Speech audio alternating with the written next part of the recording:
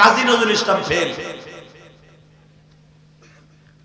এমন বড় বড় কবি এক জায়গায় করলো, কইরা দারুন নাদুয়ার ভিতরে হ্যাকুর কাছে কাগজ কলম দিছে। কি তোমরা কোরআন নামে যে কালামে যে কবিতা মুহাম্মদ পড়ে, ওই যে পড়েন ইন্না আ'তাইনাকাল কাউসার ফাসাল্লি লিরাব্বিকা ওয়ানহার, বাকিটা পড়তে বললেন ইন্না শানিআকা হুয়াল আবতার। এইটা লিখে দিছে যে মুহাম্মদ এই কবিতাটা বানাইছে, তোমরা পারলে এটার এগেইনস্টে, এটার একবারে এইরকম স্যাম্পল হুবাহু সাওয়া সাওয়া একবারে একই কোয়ালিটির কালাম বানাই দাও। কবিরা সব চিন্তা করে প্রায় 30-40 টারে কুত্তা মাতার মাথাইছে খাওয়াইয়া, এক সপ্তাহ পর্যন্ত চেষ্টা করছে, মিলেইতেই পারে না। লাস্টে একজন একটু মিলাইছে, শুনবেন নাকি ইন্না আ'তাইনাকাল আক আক ফাসাল্লি লিফাক ফাক ইন্না শানিআকাল আবলা। এবারে খালি হাসিস না, কবিতারা বানাইছে কি হলেন না, ইন্না আ'তাইনাকাল আক আক আক আক কয়লো ওই দেশের সবচেয়ে বড় কুত্তার একটা মুস আছিল, মুস ওইটার কয় আক আক। ওই কোয়ালিটির কবিতা বানাইছে, অর্থ করে দেয় আবু জেহেল কয় হারামির ঘরে হারামি, এই মাইসে বানাই না। মুহাম্মাদের কালেমা কি সুন্দর, ইন্না আ'তাইনাকাল, কার অত অর্থ বুঝে? আপনার কোশ্চেন বাংলা কোন লাগে, ওরা তো অর্থ কোরআন তেলাওয়াত করলেই বুঝে।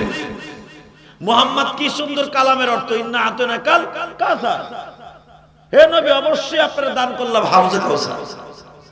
আপনি হাউজে কাউসার কি জানেন নবী? জানেন না। হাউজে কাউসার তারাই পাবে যারা 5 ওয়াক্ত নামাজ পড়ে। আরো জোরে বলেন ইন্না আ'তাইনাকাল কাউসার ফাসাল্লি লিরাব্বিকা ওয়ানহার ইন্না শানিআকা হুয়াল আবতার। আর ওরা বানাইছে না শানিআকাল আবলাক, জন বানায় হেলাইছে। আর আবলাক বলে ওই জামানার সবচেয়ে বড় গন্ডারের নাম, শয়তানের নাম। এই বানানোর পর আবু জেহেল কয় এগুলো কুত্তা পিঠের পিঠা, এগুলো তাড়াতাড়ি বাইর করে।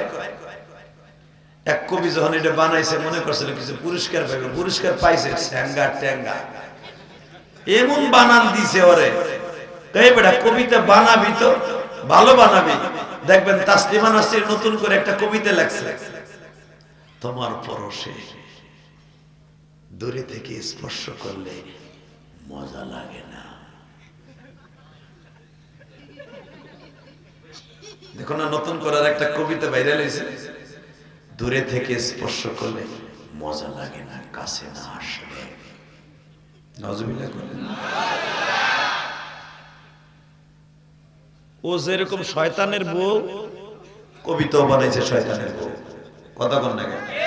আজকে একজন দেখলাম ফেসবুকে লেখছে, এটা কি তাসলিমা নাসরিন কবিতা বানাইছে না উপন্যাস গল্প লেখছে?